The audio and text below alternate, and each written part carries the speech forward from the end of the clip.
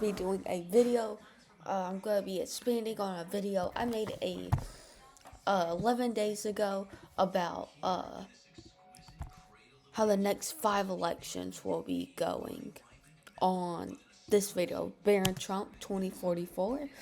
And that video was suggested by Savage Jar Jar. So I'm gonna be going more in depth. So first we'll have the 2028 elections. No, 2028 greatly depends on Trump's term. If Trump is able to keep the economy afloat in the last 2 years of his term, he might do some spending cuts, which might cut some Medicare, some Social Security, possibly raise it, but probably do some lower taxes on small businesses and corporations, do some lower taxes, which will bring some more investment, but the national debt will still keep rising. And I think that will cause great concern for Americans who wish to have Social Security back after Trump cuts it a little bit. And JD Vance can run on. Trump had to cut it for the time being, but if you elect me, I can give you these welfare programs back if you trust my plan. Sort of like how Malay is doing in Argentina. Shoot, forgot my train of thought. And if I can just make some budget cuts, and by now, national debt will be like 40 trillion, then I can bring back what y'all want.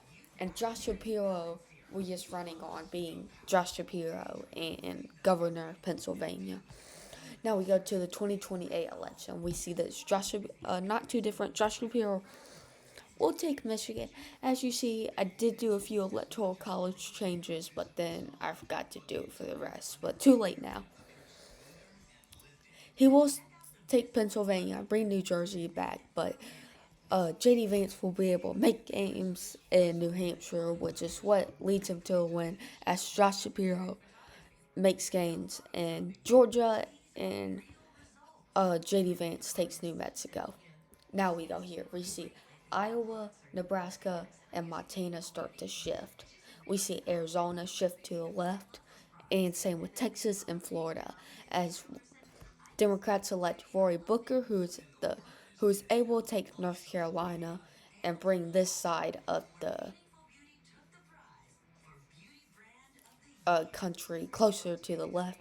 But JD Vance is able to flip New Jersey, which is what keeps him in office for a second term, but it's a very close one. Then we have Ruben Gal, I can't say his last name, senator from Arizona, who would end up winning. Now, I do want to talk about that. I forgot I had this doc. Here's the 2032 election. If y'all are interested on what I said about that, it would be Roy Cooper and then Cory Booker, who could get an endorsement from like the new Bernie side of the Democratic Party. Maybe if Bernie starts a third party, they'll endorse Cory Booker, who's I would say pretty Bernie heavy, and then third place would be some random Democrat. Now we go to the 2036 election. We'll have Rubin win for the Democrats. Cory Booker comes second again. I don't know why I have Roy Cooper here. And third Democrat would be some random Democrat, or maybe Pete Buttigieg would throw his hat in it again. So, not too sure about that, but Rubin will probably... Shoot, I have this completely messed up. I don't know what's going on. And then Ron DeSantis would, I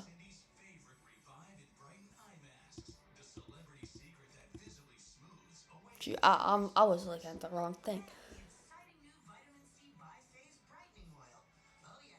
And Ron DeSantis would throw his hat in again and be able to win the 2036 election. We come here, he's able to make Florida safe, Texas, but Rubin, who's from Arizona and was able to get to the Hispanic vote, will win Arizona and New Mexico, but still lose Nevada.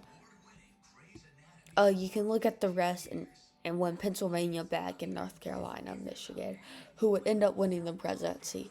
We go to 2036, where Rubin is uncontested in Republican primaries. I have no idea. It'll probably just be some random new Republican rising star that's probably separate from.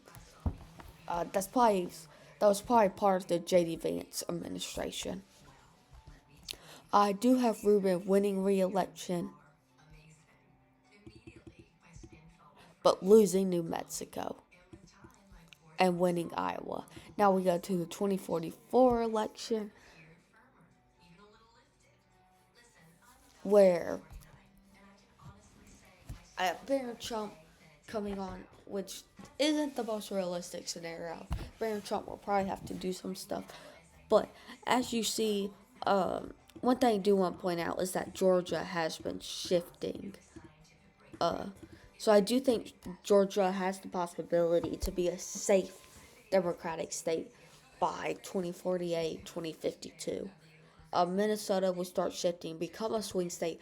I do think Wisconsin will be shifting to the right because Republicans will start heavily campaigning in Milwaukee, understanding that they have the rest of Wisconsin, and Flint, Michigan becomes a bigger city in Michigan, and so does Detroit, and Democrats are just able to easily campaign there, as Pennsylvania is able to go Barron Trump since he's from New York and his father is, and he's able to resonate.